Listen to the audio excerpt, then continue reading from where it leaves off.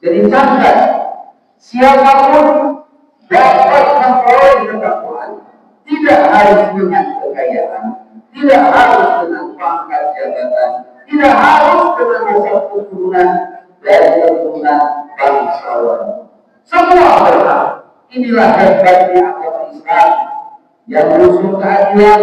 Siapa yang paling takut kepada Allah, dialah di mata Allah yang paling dekat dan paling dicintainya.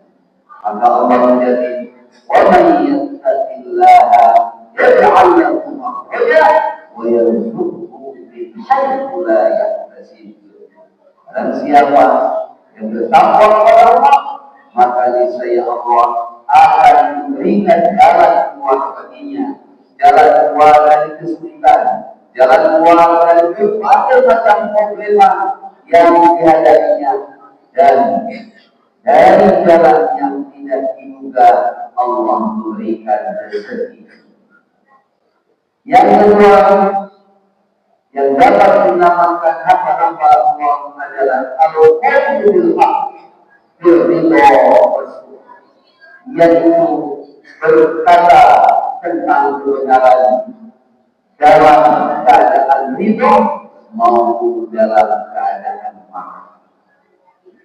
Baginda Nabi Sallallahu Alaihi Wasallam adalah pribadi yang sangat sedikit bicara, karena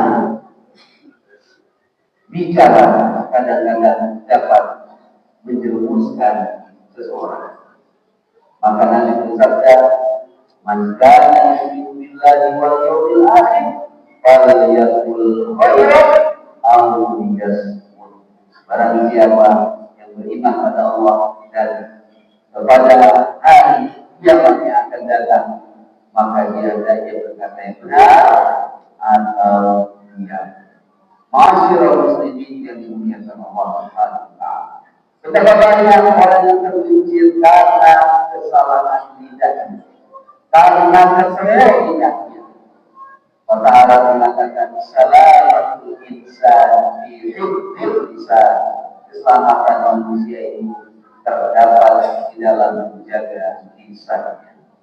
Yang ketiga, yang dapat menyelamatkan hamba-hamba Allah adalah wal-qasdu bil ghina wal faqr, yaitu menempuh jalan sederhana di dalam keadaan mampu, kaya, maupun di dalam keadaan miskin atau fakir. Sederhana adalah jiwa yang sederhana adalah sikap yang agung. Sederhana adalah pilihan orang-orang yang bijak.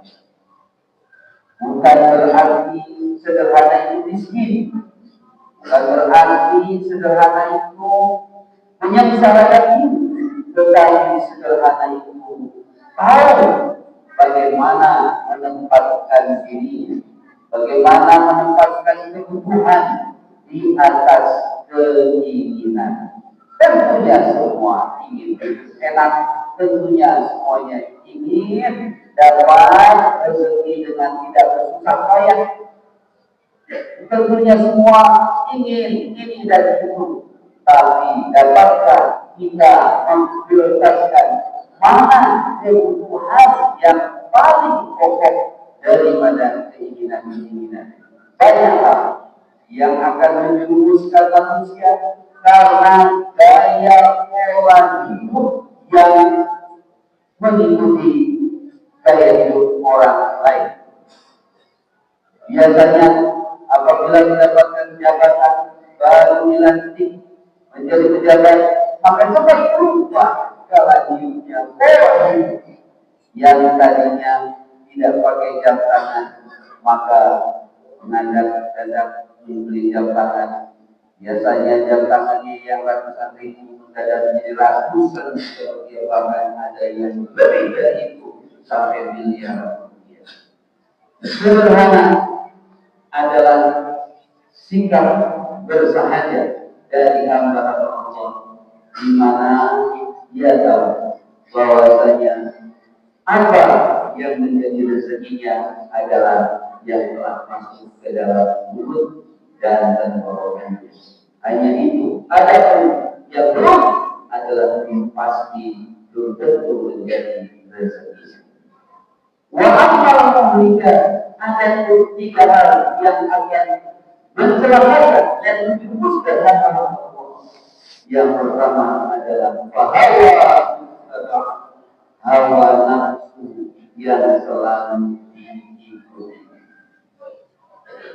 Seseorang ketika tidak dapat mengendalikan hawa nafsunya, maka hidupnya selalu dipenuhi dengan capek, menderita, kecewa, sengsara. Karena apa? Karena tidak akan merasa puas. Sudah mempunyai satu rumah, ingin mempunyai villa di puncak. Sudah punya villa di puncak, masih ingin nambah apartemen. Sudah punya apartemen, ingin bangun hotel, dan seterusnya dan seterusnya. Tidak pernah akan habis-habis. Kapan manusia berhenti dari hawa nafsunya? Al-haqqu bis-sayyi hatta zuhurul maqam.